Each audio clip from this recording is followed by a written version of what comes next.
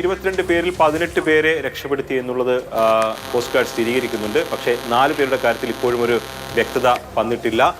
ഈ 2 തായ്വാൻ സ്വദേശികളും ഒരു മ്യാൻമാർ സ്വദേശിയും ഒരു ഇന്തോനേഷ്യൻ സ്വദേശിയുമാണ് കാണാതായിരിക്കുന്നത്.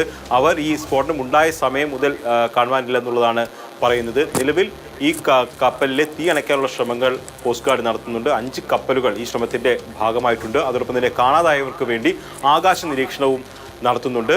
ഈ 18 പേരെ എത്രയും വേഗം തീരത്തേക്ക് എത്തിക്കുമെന്നാണ് കോസ്റ്റ് ഗാർഡ് അറിയിച്ചിരിക്കുന്നത്. അതിൽ ഒരാൾക്ക് ഗുരുതര പരിക്കേറ്റിട്ടുണ്ട് എന്നുള്ള വിവരവും കോസ്റ്റ് ഗാർഡ് പങ്കുവെക്കുന്നുണ്ട്. ഈ തീ അണയ്ക്കുക എന്നുള്ളത് വളരെ ശ്രമകരമായിട്ടുള്ള ഒരു കാര്യമാകും. കാരണം നേരത്തെ റിപ്പോർട്ട് ചെയ്തിട്ടുള്ളതുപോലെ ഈ കപ്പലിലുള്ള കാർഗോ സംബന്ധിച്ചുള്ള കാര്യമാണ് അതിന് തടസ്സമായിട്ട് നിൽക്കുന്നത്. അതായത് സ്വയം കത്തുന്ന ദ്രാവക ഖര വസ്തുക്കളൊക്കെ അതിലുണ്ട്. അതുമാത്രമല്ല വിഷാംശം ഉള്ള വസ്തുക്കളും ഈ കാർഗോയിലുണ്ട്.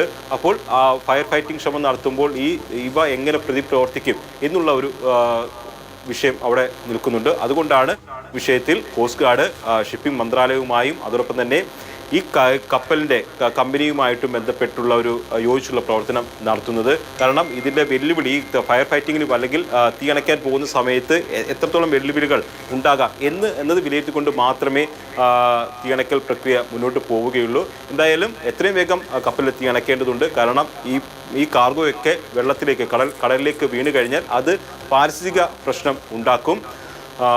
കോസ്റ്റ് ഗാർഡ് അക്കാര്യം കൂടി ലക്ഷ്യം വെക്കുന്നുണ്ട്. കാരണം ഈ പാരിസ്ഥിതിക പ്രശ്നം ലഘൂകരിക്കുന്നുള്ള ശ്രമങ്ങൾ കൂടി കോസ്റ്റ് ഗാർഡ് നടത്തുന്നുണ്ട്. അതുകൊണ്ടാണ് ഈ യോജിച്ചുള്ളൊരു പ്രവർത്തനം നടത്തുന്നത്. അതായത് കപ്പലിൽ എന്തൊക്കെയുണ്ട് എന്നുള്ളത് വ്യക്തമായി തന്നെ അറിയേണ്ടതുണ്ട്. അവ എങ്ങനെയൊക്കെയാകും ഈ വെള്ളവുമായി ചേർന്നാൽ പ്രതിപ്രവർത്തിക്കുക എന്നുള്ളത് കൂടി അറിയേണ്ടതുണ്ട്. അങ്ങനെയാണ് ഈ ഒരു ഓപ്പറേഷൻ മുന്നോട്ട് പോകുന്നത്. ഈ 4 പേരെ കാണുവാനില്ല എന്നുള്ളത് ഒരു ആശങ്കപ്പെടുത്തുന്ന കാര്യമാണ്.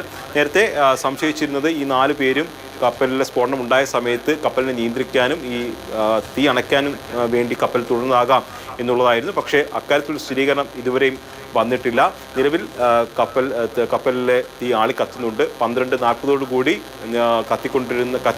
നിലവിൽ കത്തിക്കൊണ്ടിരുന്ന ഭാഗത്തു നിന്ന് കൂടുതൽ പ്രദേശങ്ങളിലേക്ക് അല്ലെങ്കിൽ കൂടുതൽ കാർഗോയിലേക്ക് തീ പടർന്നു എന്നുള്ളതാണ് പറയുന്നത്. നിലവിൽ കപ്പൽ നിയന്ത്രണം വിട്ട് കടലിൽ ഒഴുകി നടക്കുകയാണ്. അപ്പോൾ വലിയൊരു വെല്ലുവിളി തന്നെയാണ് കോസ്റ്റ് ഗാർഡിനെ സംബന്ധിച്ച്. കോസ്റ്റ് ഗാർഡും ഇന്ത്യൻ നാവികസേനയും യോജിച്ചാണ് ഈ ഓപ്പറേഷൻ നടത്തുന്നത്.